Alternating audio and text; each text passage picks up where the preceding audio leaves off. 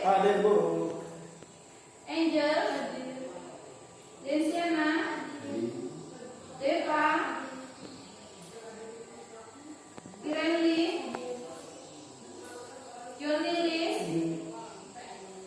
Casey, Muhammad Habib, Hadir. Sri Bunga, hadir. Mana? Oh iya, nggak kelihatan ya. Sulasri, Tea,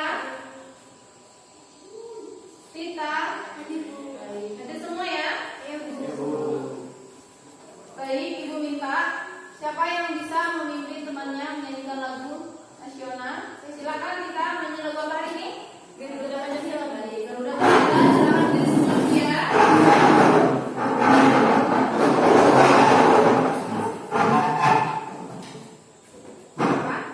Oke, baik kawan-kawan, mari kita menyanyikan Garuda Pancasila. 1, 2, 3. Garuda Pancasila, akulah pendukungmu. Patriot proklamasi, sedia berkorban untukmu. Pancasila dasar negara, rakyat adil makmur sentosa, pribadi bangsaku. Ayo maju, maju, ayo maju, maju, ayo maju, maju. Silakan duduk. Terima kasih ya, Kak. Baik. Di sini Ibu minta ya kalian tetap semangat menjalankan aktivitas kita walaupun keadaan memang cuaca sudah sangat buruk ya. Jalan kita juga sangat tidak baik, tapi Ibu harap itu tidak mengurangi rasa semangat kalian untuk belajar dan berangkat ke sekolah ini ya. Karena sebentar lagi kita akan mengadakan ulangan semester 1 ya. Ibu harap kalian hadirin yang diperhatikan, tugas-tugasnya dikerjakan ya. Kalau perjalanan silakan datangi dulu mata pelajarannya ya. Nah, sebelum masuki materi, minggu lalu kita belajar tentang apa? Demokrasi. Tentang demokrasi. Ada apa saja di situ? Ada hakikat ya. Ada apa lagi? Ada dinamikanya. Terus apa lagi? Membangun kehidupan demokrasi. Demokrasi. Ya, ada apa lagi materinya? Penerapan demokrasi. Nah, minggu lalu sudah beritahu ya. Demokrasi, contoh demokrasi yang ada di lingkungan sekolah kita. Pemilihan ketua OSIS sudah kalian ya? Ada yang golput? Tidak. Semuanya ikut memilih? Ya. Nah, itu contoh kecil dari demokrasi yang dilaksanakan di lingkungan sekolah. Baik, materi minggu lalu sudah tahu kalian. Minggu ini materi kita tentang apa hari ini? Sistem hukum dan peradilan di Indonesia.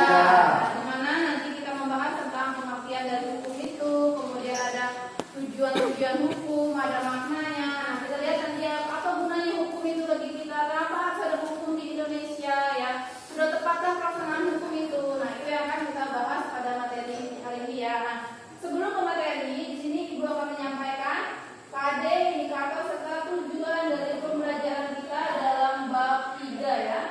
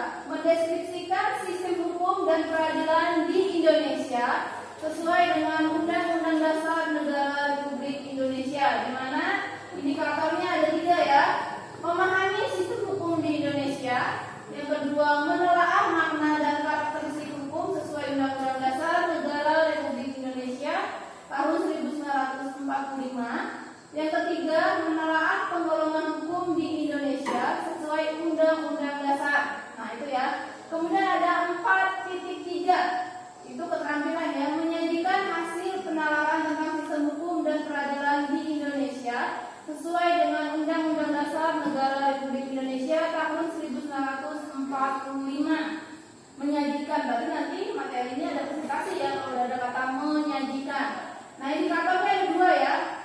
Menyajikan hasil telaah tentang makna karakteristik hukum sesuai dengan undang-undang dan menyajikan hasil telaah tentang penggolongan hukum di Indonesia sesuai dengan Undang-Undang Dasar 1945 ya. Nah, lanjut. Nah, setelah KD dan indikator, kita memiliki tujuan pembelajaran, ada spiritual, ada sosial, ada pengetahuan, dan ada keterampilannya. Ya. Kita ke pengetahuan spiritual dulu. Nah, dalam pembelajaran ini, peserta didik diharapkan dapat mensyukuri nilai-nilai dalam sistem hukum dan peradilan di Indonesia sesuai dengan Undang-Undang Dasar Negara Republik Indonesia. Kemudian spiritual yang kedua, peserta didik dapat menghargai sistem hukum dan peradilan Indonesia dengan selalu bersyukur. Nah, untuk tujuan kedua ada sosial. Peserta didik diharapkan mampu menunjukkan sikap disiplin terhadap aturan sebagai cerminan sistem hukum dan peradilan di Indonesia dengan sangat baik. Kemudian sosial yang kedua, peserta didik mendukung sistem hukum dan peradilan Indonesia dengan selalu bersyukur. Nah, untuk tujuan kedua itu ketiga, ya, ada pengetahuannya ya. Yang pertama, setelah peserta didik berdiskusi dan mencari informasi, peserta didik mampu mendeskripsikan sistem hukum dan peradilan Indonesia sesuai dengan Undang-Undang Dasar Negara Republik Indonesia tahun 1945. Kemudian setelah peserta didik berdiskusi dan mencari informasi tentang perilaku yang mendukung tegaknya sistem hukum dan peradilan di Indonesia, peserta didik dapat menelaah perilaku yang mendukung tegaknya sistem hukum dan peradilan di Indonesia. Nah, itu pengetahuan. Yang terakhir ya, ada keterampilan. Nah, keterampilan ini peserta didik diharapkan dapat membuat laporan. Ini ada dibagikan LKPD ya. Hasil telaah dan menyajikan di depan kelas dengan benar. Kemudian peserta didik diharapkan dapat mempresentasikan laporan hasil telaah dan menyajikan di depan kelas dengan baik. Nah, itu ya. Itu ada 4 tujuan dari pembelajaran kita hari ini ya. Pembelajaran yang akan kita capai. Baik.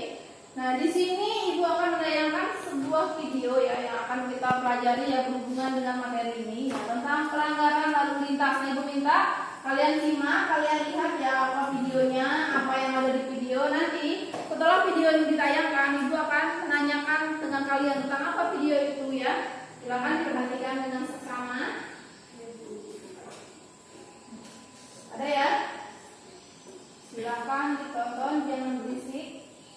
Baik, selamat siang. Kami himbau kepada ibu dan bapak yang membawa penumpang satu keluarga untuk menurunkan penumpangnya karena melebihi dari batas maksimal membawa penumpang. Silakan untuk para penumpangnya untuk menaiki dan mencari angkutan umum untuk melanjutkan perjalanannya. Silakan untuk berhenti. Dan kami himbau juga untuk para penumpang sepeda motor untuk tetap menggunakan helm berstandar nasional selama berkendara sepeda motor. Terima kasih. Selamat siang.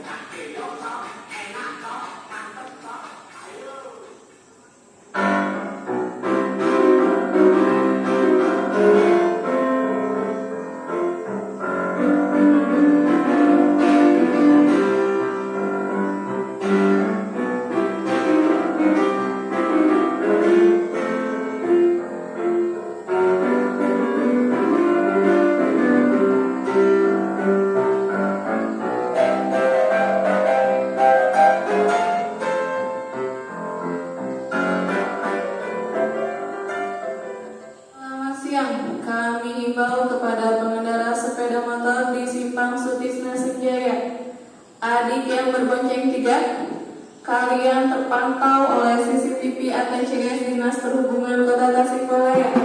Silahkan agar memutar arah pulang ke rumah, ambil helm dan tidak berbonceng tiga karena berbahaya. Silahkan adik putar arah pulang ke rumah. Sekali lagi kami himbau kepada pengendara sepeda motor di Simpang Sutisna Senjaya, adik yang berbonceng tiga, silahkan agar memutar arah pulang ke rumah, ambil helm dan tidak berbonceng tiga.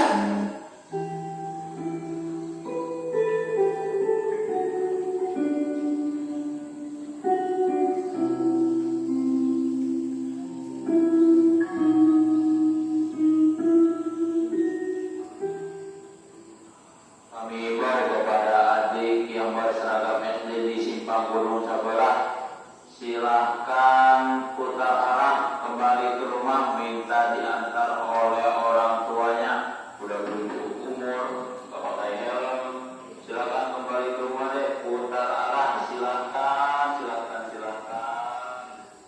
Kami himbau kepada pengendara sepeda motor dari arah gunung sebelah, pengendara motor Vario warna putih agar menggunakan helm. Sekali lagi kami himbau kepada pengendara sepeda motor Vario warna putih agar menggunakan helm. Terima kasih.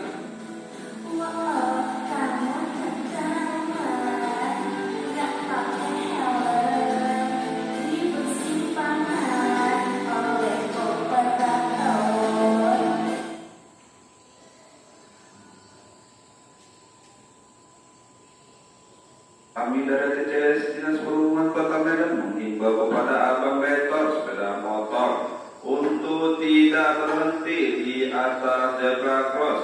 Zebra cross gunanya untuk penyeberang jalan. Iya, mundur lagi Pak ya. Iya, mundur lagi Pak. Iya, sekali lagi Pak. Iya Pak. Terima kasih kepada seluruh pengendara sudah mematuhi rambu-rambu dan mendengarkan arahan dari kami. Dihimbau abang betor untuk pakai helm dan juga yang lainnya agar tidak mengalami kesalahan simpang berikutnya. Terima kasih, selamat siang. Selamat pagi, selamat datang di Simpang Pasteur Surya Sumantri. Himbauan kepada pengemudi motor Beat berwarna hitam dari arah Gunung Batu, silakan mundur hingga berada di belakang garis stop light. Silakan mundur, teteh yang menggunakan masker berwarna biru.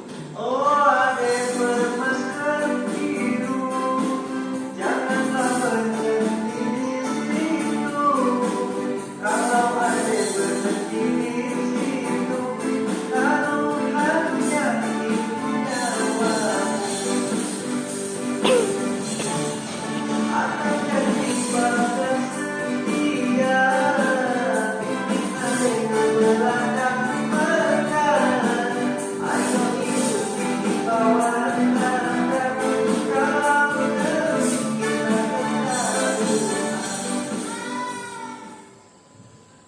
Selamat siang, kami dari Dinas Perhubungan Kota Tasikmalaya mengimbau kepada pengendara sepeda motor yang berada di Simpang Manggarai untuk turun yang tidak menggunakan helm. Silakan ibu. Ibu jangan mengumpet ibu, silakan turun. Kami pastikan traffic ini tidak akan hijau ketika ibu tersebut belum turun.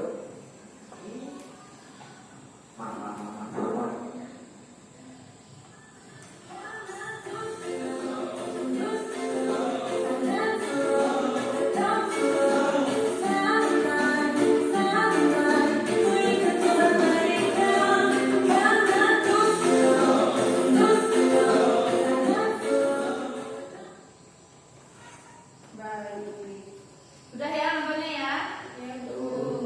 Tentang apa tadi? Pelanggaran lalu lintas. Yang paling banyak dilihat itu pelanggaran tentang apa aja? Tidak menggunakan apa? Tidak menggunakan helm. Sekarang sudah ada dipantau CCTV ya. Jadi jangan sembarangan lah. Nggak ada yang lihat aja, nggak ada polisi. Sekarang ada CCTV ya. Malu kan kayak gitu? Sudah di depan, paling depan sendiri. Orang di belakang disuruh mundur. Aduh, kayak kalian ya, pertanyaan ibu sekarang. Kalian kalau pergi ke kota pakai helm nggak? Tadi ada lihat nggak videonya abangnya helmnya punya tapi nggak dipakai, ada ya? Itu ya. Helm itu gunanya untuk apa? Melindungi kepala. Melindungi kepala ya. Nah kemudian lagi pertanyaan, kalau kalian ke kota punya SIM apa enggak? Punya. Punya SIM apa enggak? Punya. Harus punya ya. Jadi kalian ketika ke kota harus menggunakan helm, memiliki surat-surat motor yang lengkap dan memiliki SIM ya, SIM ya. Oke, baik ya. Nah, setelah melihat tayangan tadi, Ibu mau bertanya ya. Apa yang menyebabkan orang banyak melanggar lalu lintas? Siapa yang menjawab? Saya Bu, Apa? kurangnya kesadaran berlalu lintas, Kurangnya kesadaran berlalu lintas. Apa lagi? pemahaman yang kurang, Pemahaman yang kurang tentang lalu lintas ya. Ada lagi? terus ikut-ikutan pengendara lain Bu. ikut-ikutan pengendara lain. Biasanya ya kalau lampu merah kan melihat lampu merah, lampu yang sudah warna kuning kan sudah hati-hati ya, berarti bentar lagi warnanya akan berubah jadi merah. Tapi gara-gara masih ada waktu sedikit lagi kan, akhirnya lihat yang lain maju, akhirnya ikut ngegas juga ya, maju dia. Nah, sementara ketika dia sudah ngegas itu sudah lampu merah, apa yang terjadi nanti? Bisa terjadi namanya kecelakaan ya. Kita tuh terus maju, sementara yang sebelah kita itu sudah lampu hijau, mereka juga akan maju. Dan kalau dihukum siapa yang salah? Yang menyerobot ya. Nah itu biar dia ditabrak seperti apa, namanya dia yang salah tetap ya. Berarti dia sudah tidak menaati peraturan lampu lalu lintas. Nah kalau sudah seperti itu siapa yang disalahkan? Siapa yang disalahkan? Diri sendiri ya. Itu sudah membahayakan diri sendiri dan orang lain. Baik. Nah kemudian dari video itu ya, bagaimana cara kita untuk mengurangi pelanggaran lalu lintas? Siapa apa? Yang pertama mungkin harus adanya penetapan hukum yang jelas dulu. Ya, adanya penetapan hukum yang jelas ya, yang melanggar lalu lintas dikenakan sanksi penjara gitu ya, melanggar denda dan sebagainya. Apalagi? Yang kedua harus mengadakan sosialisasi terhadap peraturan-peraturan tentang berlalu lintas. Ya, tentang berlalu lintas terutama untuk kita yang masih pelajar ya, seperti kalian yang pelajar itu kan harus adanya sosialisasi, bisa menggunakan sepeda motor ketika sudah memiliki SIM seperti itu ya. Kemudian berkendara pun harus menggunakan helm seperti itu ya, tidak boleh sembarangan. Cuma mau pegang sebentar, sekolah saya cuma di gang situ jadi nggak pakai helm. Nah itu kan harus adanya sosialisasi agar menumbuhkan kesadaran pada diri ya. Apalagi dengan cara apa lagi? Udah, yang lain ada nggak? Udah ya. Nah sudah. Sekarang silakan dibuka EKS-nya bab 3 sudah. Nah itu ada materi tentang sistem hukum di Indonesia. Yang pertama yang kita bahas salah satu tentang apa? Makna dan Makna dan karakteristik hukum ya. Apa itu hukum? Siapa yang bisa? Satu orang angkat tangan baca apa? Ustaz, silakan. Hukum adalah himpunan peraturan-peraturan atau perintah dan larangan yang dibuat oleh penguasa negara atau pemerintah untuk mengatur tingkah laku manusia dalam bermasyarakat. Ya, hukum itu dibuat untuk mengatur tingkah laku manusia dalam bermasyarakat ya, agar kita sebagai manusia itu tidak berbuat yang sembarangan ya. Kita harus berbuat sesuatu harus dengan rasa penuh tanggung jawab. Karena apa? Kita harus taat tentang hukum ya. Hukum itu sifatnya memaksa ya. Mau tidak mau kita harus tunduk terhadap hukum. Nah, seandainya tadi ya seperti lalu lintas itu, ketika tidak ada hukum yang mengatur atau sembarangan ya, tidak ada lampu merah dan sebagainya, apa yang terjadi? Kecelakaan, kekacauan di jalanan, ada yang maju, sama-sama maju akhirnya tabrakan ya kan?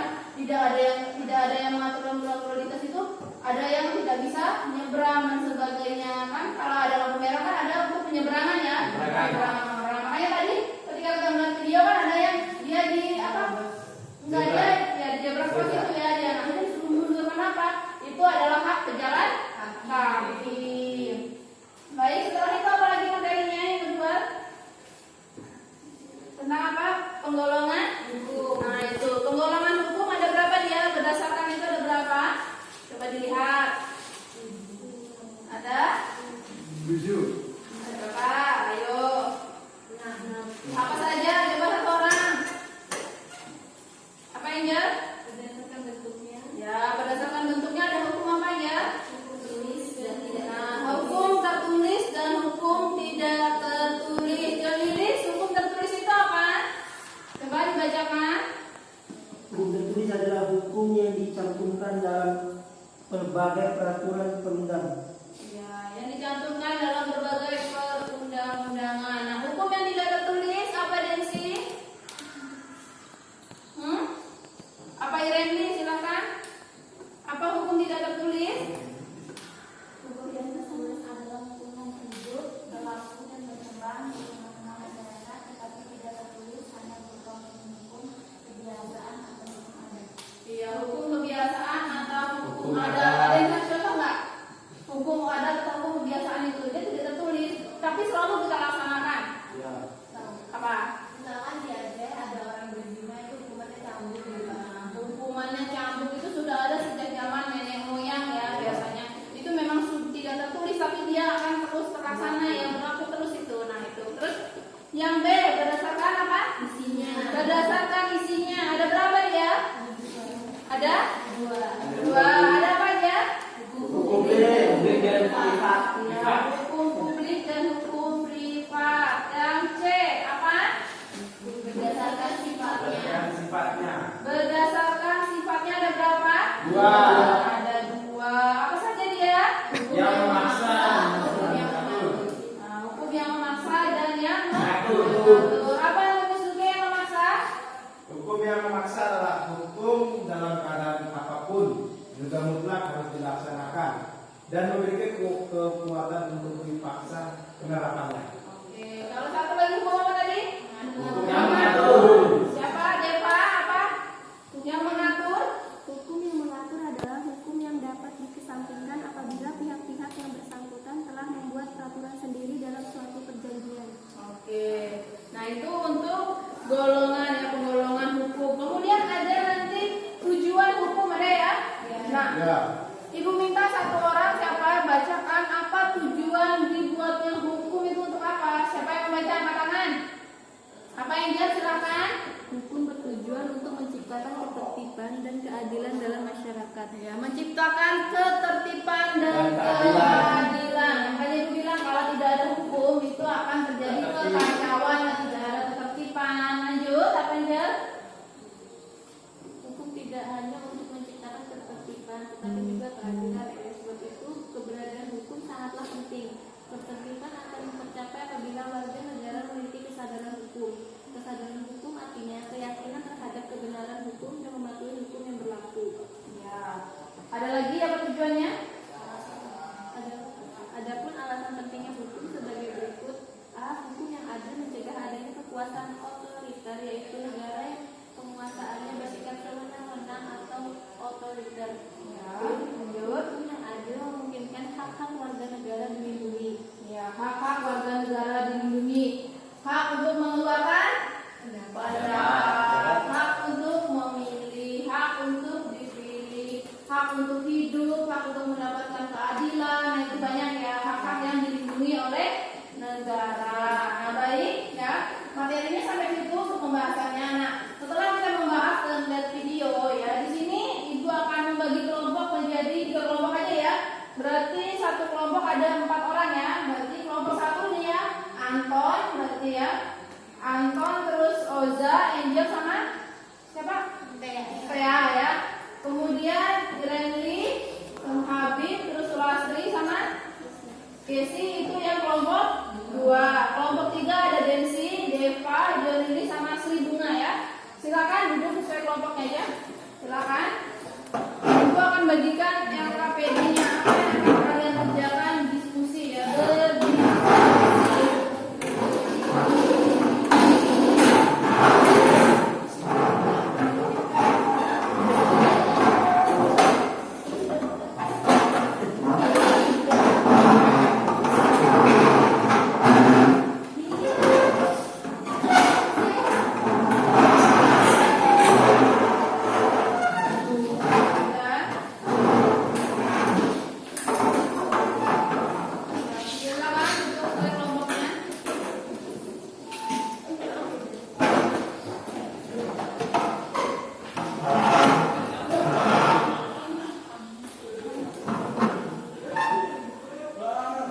Baik, sudah dipersiapkan kelompoknya ya. Kelompok 1 mana? Kelompok 2? Kelompok 3? Baik ya, 4 orang nanti ya ini ya. Nah, di sini sudah Ibu siapkan ya, sudah Ibu siapkan LKPD ya. Ini materinya berbeda-beda ya, soalnya berbeda-beda. Nah, ini untuk kelompok 1 berarti tentang pernikahan, kasus pernikahan anak sekolah. Ini kemudian tentang pengertian hukum kelompok 2 dan ini kelompok 3. Ini Ibu bacakan dulu ya petunjuk dalam pengerjaan LKPD dan bacalah petunjuk dalam LKPD ini dengan seksama dan kerjakan tugas. Kemudian kalian baca dari materi mengenai sistem hukum dan peradilan di Indonesia sesuai dengan undang-undang. Dalam mengisi LKPD, siswa melakukan penelitian mandiri atau literasi, membaca buku kalian itu ya. Kemudian kalian jawab itu bersama-sama ya. Setelah sudah dijawab ya, kalian akan melakukan presentasi nanti di depan ya. Ibu minta satu kelompok satu orang saja yang presentasi. Kelompok satu siapa? Yang maju. Kelompok dua? Habib. Kelompok tiga? Siapa? Jonis. Baik ya, itu perwakilannya. Nah nanti ibu minta kelompok satu yang maju yang bertanya kelompok dua ya. Ketika kelompok dua bertanya yang maju, kelompok tiga yang bertanya. Ketika kelompok tiga yang maju yang bertanya adalah kelompok satu ya. Seperti itu saja ya. Baik. Ada yang tanyakan dulu sebelum mengerjakan KPD-nya, tugas-tugasnya? Tidak. Silakan mulai dikerjakan. Jangan berisik, tetap kerjasama ya. Di sini ibu akan mengawasi kalian. Kalau ada pertanyaan silakan ditanyakan ya. Baik Bu. Ibu sambil mengambil nilai juga ya. Ibu mau lihat nanti kekompakannya dalam mengerjakan. Nanti ibu lihat ya, siapa yang aktif mengerjakan, siapa yang tidak mengerjakan. Nanti ini kan ada ya.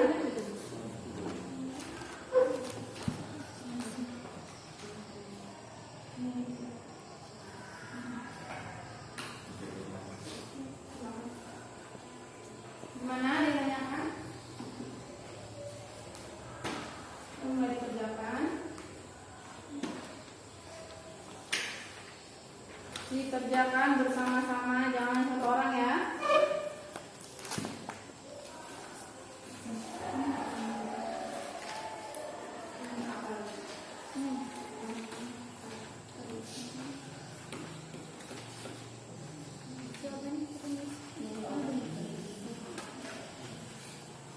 Bagi soalnya ya. Silakan.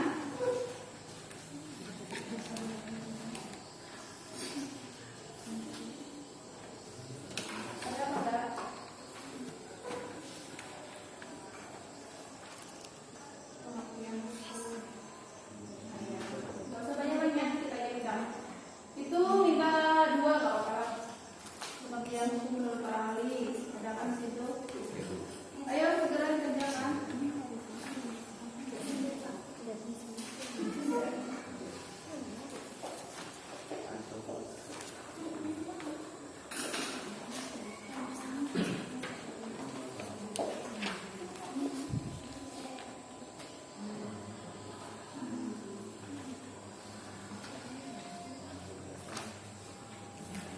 Jangan lupa nama kelompoknya ditulis ya. Kelompok satu anggotanya siapa, tulis.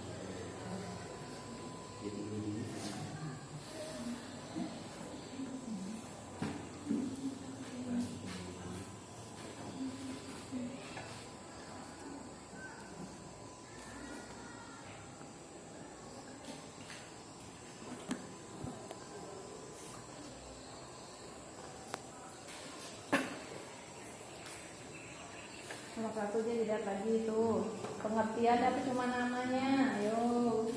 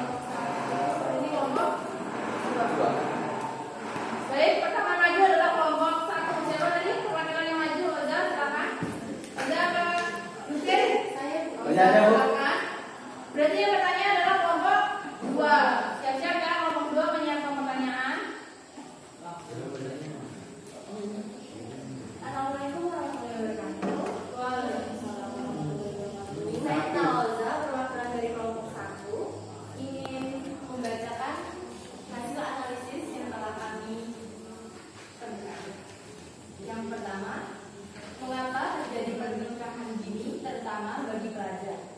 Yang pertama, menurut pendapat kami, terjadinya pernikahan dini di kalangan para pelajar terjadi karena kurangnya sosialisasi dari pihak pemerintahan dan juga pihak sekolah mengenai dampak negatif dari pernikahan dini. Salah satu contoh dampak negatif dari pernikahan dini adalah adanya kemiskinan.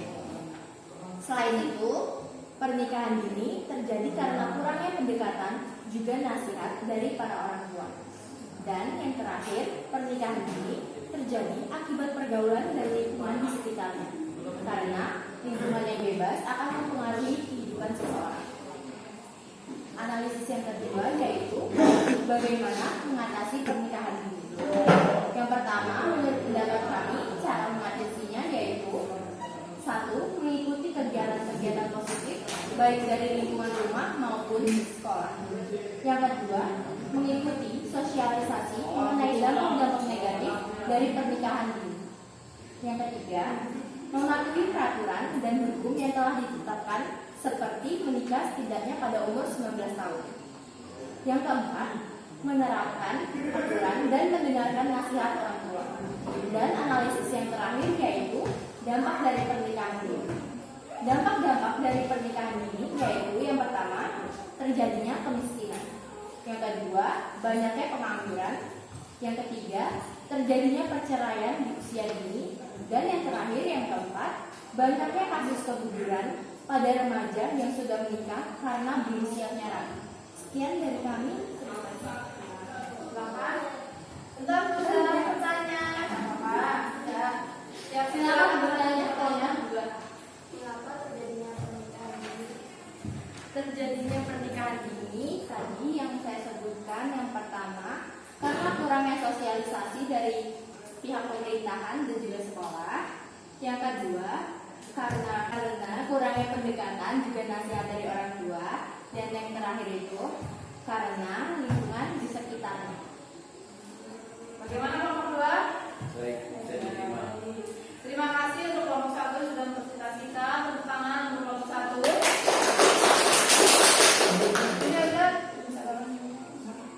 Terima kasih ya. Terima kasih.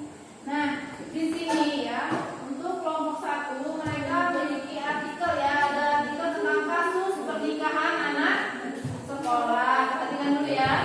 Nah, di sini kelompok 1 sudah ada 3 pertanyaan yang telah dijawab dari artikel ini. Nah, yang pertama itu ada tentang mengapa terjadi pernikahan dini terutama bagi pelajar. Nah, sini ya, untuk pelajar berarti untuk kalian juga ya. Dengarkan ibu. Terjadi pernikahan dini biasanya karena adanya kecelakaan dalam arti lain ya, seperti menghamili anak orang atau hamil bagian perempuan. Mau tidak mau akan melakukan namanya pernikahan ya, walaupun usianya belum mencukupi. Nah, seperti itu ya. Kemudian ada pergaulan bebas, kemudian kurangnya sosialisasi dari lingkungan keluarga ya, kurangnya pendekatan dari keluarga juga, karena anak sekarang itu seharusnya orang tua menjadi teman untuk anaknya ya. Nah, seperti itu. Kemudian apa dampaknya? Nah, di sini sudah dituliskan dampaknya ya. Banyaknya juga perceraian seperti itu ya, adanya tindakan KDRT. Karena apa? Yang istri menuntut sedangkan suami tidak ada pekerjaan dan sebagainya, artinya adanya perkelahian yang menimbulkan terjadinya kekerasan dalam rumah tangga. Atau pengangguran meningkat karena apa? Ijazahnya tidak ada, karena belum lulus sekolah sudah ada pernikahan. Usia berarti ya perekonomiannya, kemudian tadi adanya keguguran karena rahim belum siap, usia ibunya masih terlalu muda. Demikian. Terus ada juga ibu-ibu yang ibu muda yang ketika melahirkan meninggal seperti itu ya, karena apa? Kurangnya pengetahuan tentang bagaimana ketika menjaga diri ketika sedang hamil, apa saja yang dimakan, bagaimana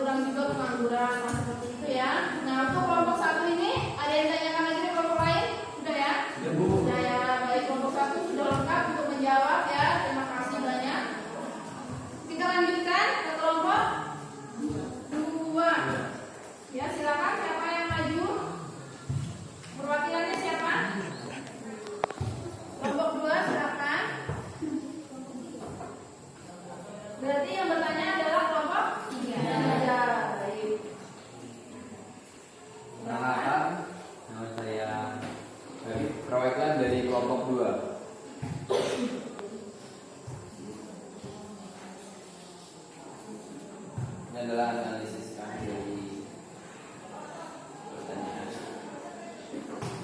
Silakan. Pertama, pengertian hukum menurut para ahli. Dari Aristoteles, menurut Aristoteles, hukum adalah rangkaian peraturan yang mengikat baik rakyat maupun penguasa. Selanjutnya ada dari Utrecht. Menurut Utrecht, hukum adalah himpunan petunjuk hidup, perintah dan larangan yang mengatur tata tertib dalam suatu masyarakat. Selanjutnya, penggolongan hukum di Indonesia beserta contohnya. Berdasarkan bentuknya, yang pertama. Selanjutnya ada berdasarkan isinya, berdasarkan sifatnya, berdasarkan wilayah berlakunya, berdasarkan waktu berlakunya, yang terakhir berdasarkan cara mempertahankannya. Yang terakhir ada tata hukum di Indonesia. Pada dasarnya, tata hukum sama dengan sistem hukum. Tata hukum yang disebut ius constitutum atau hukum positif adalah tata hukum yang diterapkan atau disahkan oleh negara itu. Tata hukum Indonesia adalah tata hukum yang ditetapkan oleh pemerintah Republik Indonesia. Tata hukum Indonesia terdiri atas aturan-aturan hukum yang ditata atau disusun sedemikian rupa, dan aturan-aturan itu antara satu dan lainnya saling berhubungan dan saling menentukan. Sistem hukum Indonesia disebut sistem hukum Pancasila. Dan ada ciri hukum Indonesia bagi berikut. Yang pertama, diberlakukannya keanekaragaman pluralitas hukum perdana. Yang terakhir, berlakunya hukum tidak tertulis di samping hukum tertulis. Sekian. Ada yang mau bertanya? Sebutkan pengertian hukum menurut Leon Degroote. Pengertian hukum menurut Leon Degroote. Hukum adalah aturan tingkah laku anggota masyarakat, aturan yang gaya penggunanya pada saat tertentu dipindahkan oleh suatu masyarakat sebagai jaminan dari kepentingan bersama, dan yang dilanggar menimbulkan reaksi bersama terhadap orang yang melakukan pelanggaran itu. Bagaimana nomor 3? Sekian yang bisa saya sampaikan. Terima kasih. Kita beri tepuk tangan untuk kelompok 2.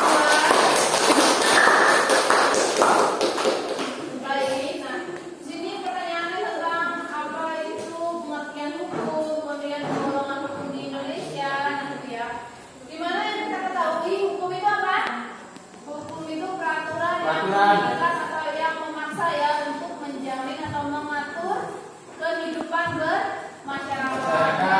Jelaskan ya, seperti dijelaskan, kita tidak ada hukum, apa yang terjadi? Kita akan Tidak ada keadilan. Tidak ada keadilan, ya tidak. Karena seperti lampu merah tadi kita akan kacau ya, banyak kecelakaan, tidak ada yang mengatur, nah seperti itu ya. Nah, di sini mungkin ada penggolongannya, ada berdasarkan bentuknya apa tadi, ada hukum tertulis dan tidak Tertulis. seperti itu ya. Baik, untuk kelompok 3 ya, kelompok 2 ya di sini. Untuk jawabannya semuanya sudah memenuhi ya. Terima kasih ya kelompok 3, kelompok 2. Selanjutnya kelompok berapa? Kelompok 3 siapa yang maju? Yodi, silakan. Yang bertanya kelompok 1. Siapa pertanyaannya ya? Siang semuanya. Siang. Di sini saya akan mempresentasikan pengertian hukum.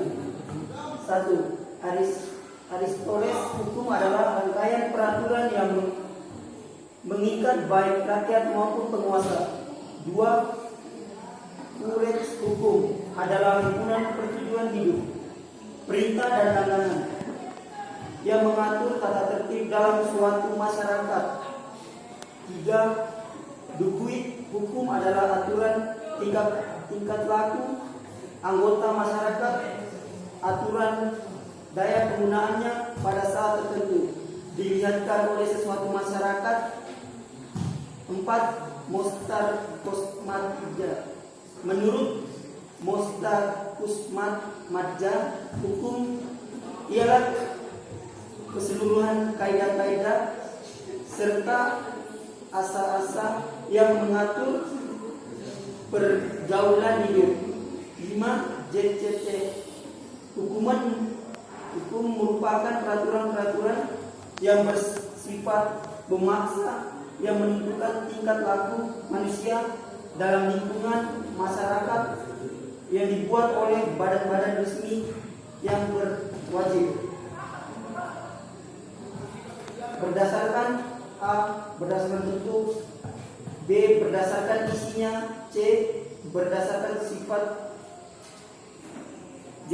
Berdasarkan wilayah berlakunya. E. Berdasarkan waktu berlakunya. F. Berdasarkan cara mempertahankannya. Tata hukum di Indonesia. Pada dasar tata hukum sama dengan sistem hukum. Tata hukum disebut isu konstitutum atau hukum positif. Adalah hukum yang diterapkan atau disahkan oleh negara itu. Tata hukum berarti peraturan dan cara tata tertib hukum di suatu negara. Tata hukum Indonesia adalah tata hukum yang ditetapkan oleh pemerintah Republik Indonesia menurut Prof. Sodiman Kostaripirojo SH. Tata hukum Indonesia adalah hukum peraturan-peraturan hukum yang sesuai berlaku di Indonesia. Sistem hukum di Indonesia merupakan campuran dari sistem hukum Eropa, hukum agama, dan hukum adat. Sekian presentasi kami. Mungkin ada yang bertanya dari Bapak. Berdasarkan pergaulan hukum, berdasarkan cara mempertahankannya apa aja? Penggolongan hukum berdasarkan bentuk. 1. Hukum tertulis adalah hukum yang dicantumkan dalam berbagai peraturan perundangan. 2. Hukum tidak tertulis adalah hukum yang hidup, berlaku, dan berkembang di tengah-tengah masyarakat, tetapi tidak tertulis hanya berupa hukum-hukum, kebiasaan, atau hukum adat. Sekian dari presentasi kami. Ucapkan selamat siang. Ya, terima kasih, tepuk tangan untuk kelompok 3. Terima kasih ya. Nah, di sini tentang penggolongan hukum, kemudian tata hukum di Indonesia ya, tata hukum di Indonesia. Nah, untuk semuanya ya, untuk keseluruhannya dari yang kemudian kelompok 3 untuk menuliskan jawabannya semuanya sudah lengkap ya. Nah, di sini ada berdasarkan bentuknya, golongannya ada 6 ya. Dari semuanya ini ya, dari ketiga kelompok ini Ibu lihat jawabannya sudah sangat baik ya, sangat baik. Terima kasih, berarti kalian memperhatikan dengan baik ya apa yang dijelaskan tadi, apa yang telah kita lihat di video, kalian sudah bekerja dengan baik ya. Baik, setelah presentasi tadi ya, nah sebelum kita menutup pembelajaran kita melakukan refleksi dulu ya. Nah, yang mau Ibu tanyakan dalam pembelajaran kali ini apa saja yang telah kalian pelajari dalam materi di bab 3 ini? Apa saja yang tadi pelajari? Yang pertama, makna dan karakteristik. Makna dan karakteristik. Kemudian apa lagi? Yang kedua, penggolongan hukum. Penggolongan hukum. Apa lagi? Yang ketiga, tujuan hukum. Tujuan hukum, dan yang terakhir? Tata hukum Indonesia. Ya, tata hukum di Indonesia itu ada 4 ya, pada subbab ini ada 4 yang kita pelajari ya, di mana kita sudah mempelajari tentang pengertian, kemudian penggolongan, tujuan, dan tata hukum. Baik. Selanjutnya, adakah hal menarik yang kalian temukan dalam pembelajaran kali ini? Apa hal menarik apa yang kalian temukan dalam pembelajaran kali ini? Ada Bu. Apa? Waktu di video tadi ada yang berkendara tapi tidak ada kendaraannya Bu. Berkendara tapi tidak ada kendaraannya ya. Entahlah itu kenapa ya. Nah itu. Terus apa lagi? Masuk apa lagi? Yang lain? Punya helm tapi nggak dipakai Bu. Punya helm tapi nggak dipakai. Yang dilindunginya motornya ya, kepalanya nggak dilindungi. Nah seperti itu, jangan ikutin itu ya. Helm digunakan, jangan helmnya buat dicantolin di depan itu. Kemudian buat apa bawa helm berat-berat kalau nggak dipakai ya? Nah gunain helm itu untuk